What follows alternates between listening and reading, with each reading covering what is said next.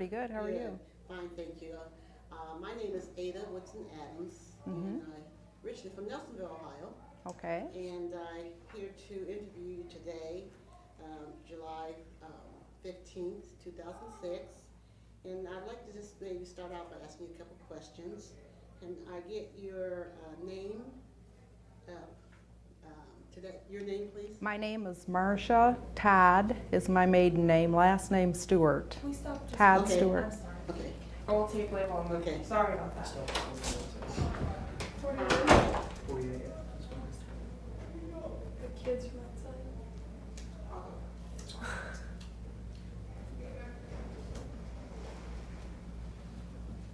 Hi. Today is July 15th, 2006.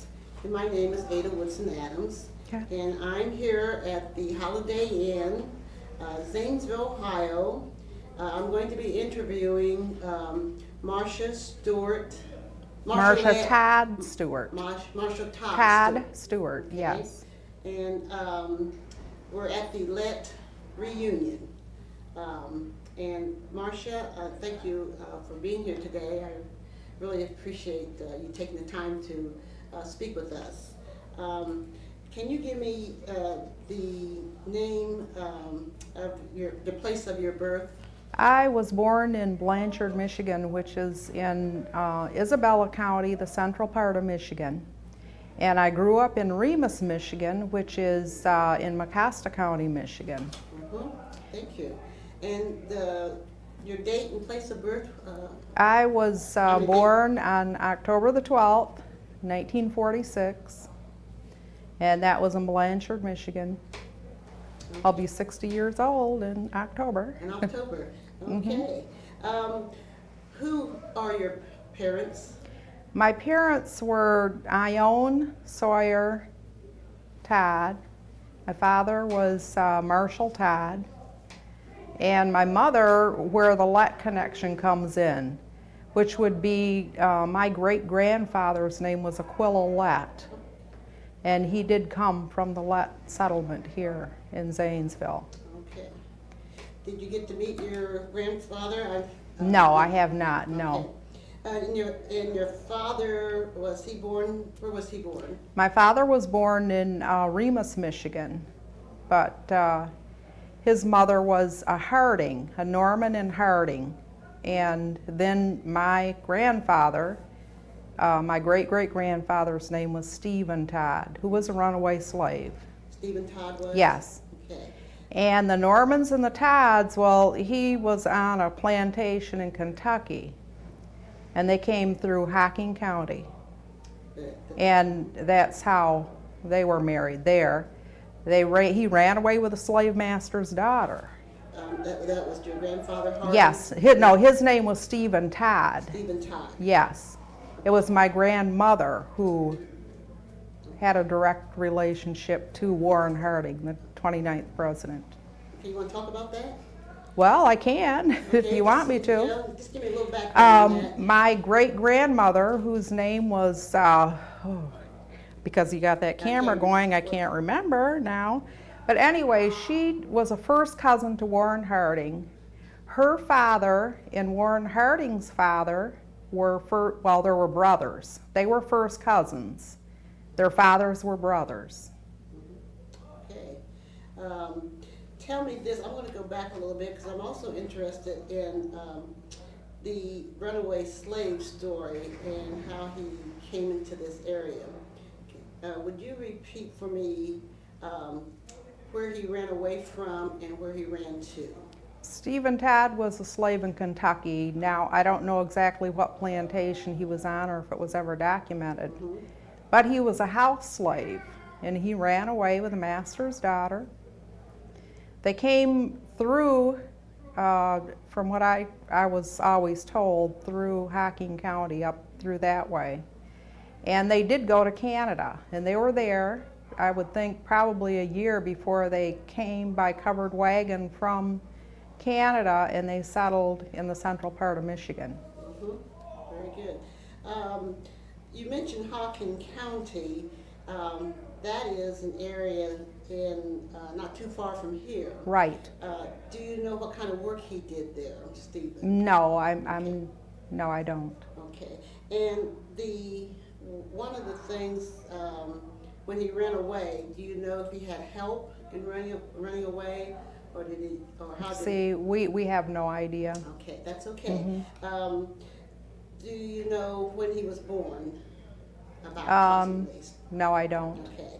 And do you know about the age of his wife, the master's daughter? When they ran away, he was 38. I think she was 15. She was very young, and I know that he was in Canada for a year, but they settled in the 1870s. I want to say 1873 is when they came to Michigan. Okay. So they were in Ohio then before 1870. Right. Okay. So they may have been in Canada longer, to have gone to Michigan.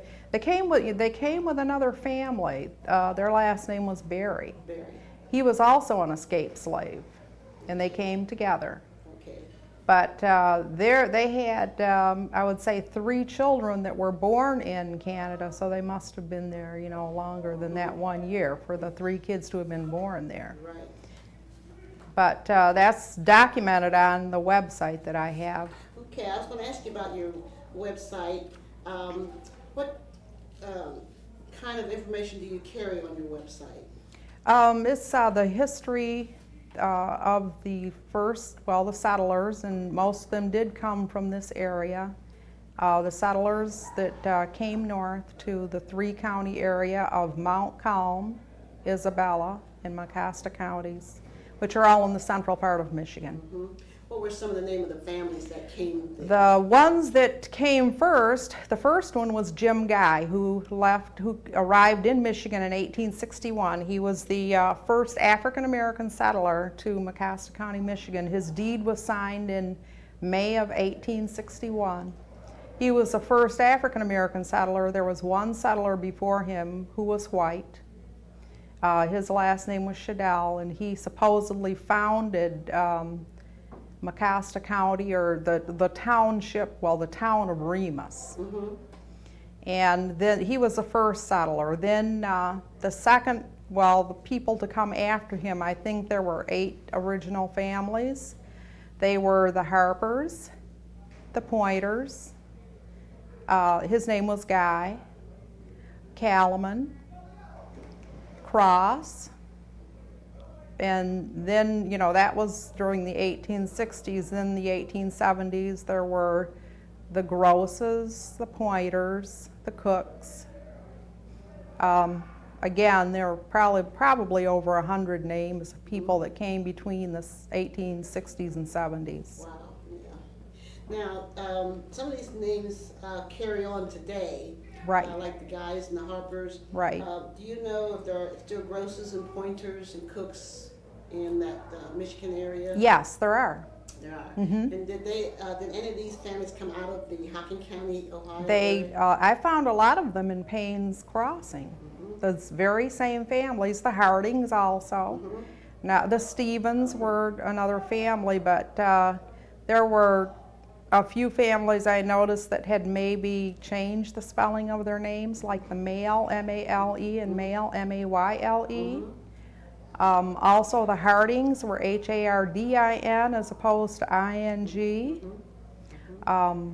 Another spelling that we found different, the only family that settled there that I did not find in Payne's Crossing, their last name was Cummings. Mm-hmm. And a lot of them who passed for white changed their last name to C-O-M-I-N-G-S,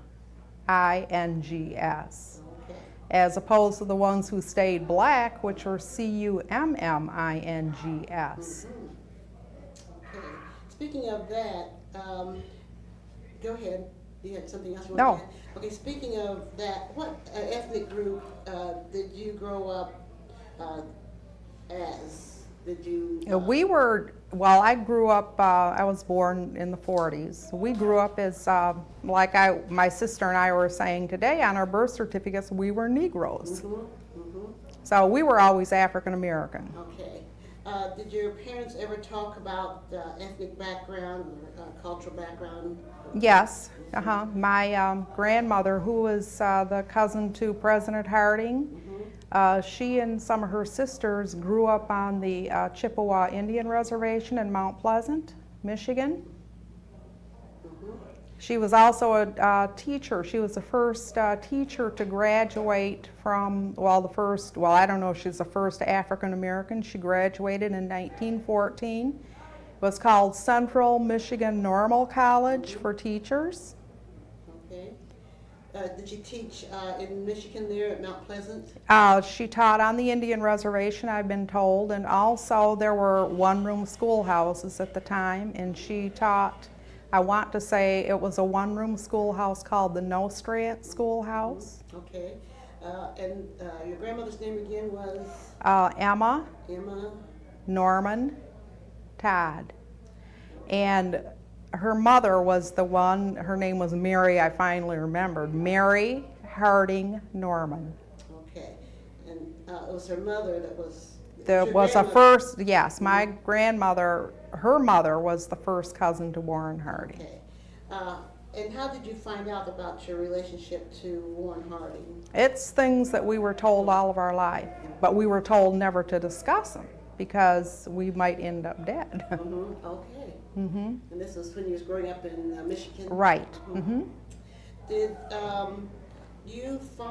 what did you find life like for you growing up? We grew up on, the property there was homesteaded. So my father had 80 acres. His brothers, altogether, the brothers had about 620 acres of land. They were dairy farmers. Not only were they dairy farmers, they grew beans and they also grew crops. Now, they talk about the government paying people not to grow. They were paid. They were called soil banks or some property, something where they were told not to grow wheat or rye. They could only grow enough to feed the livestock. So they were actually paid not to grow crops by the government because they were told that it would drive the price of wheat or corn or whatever down.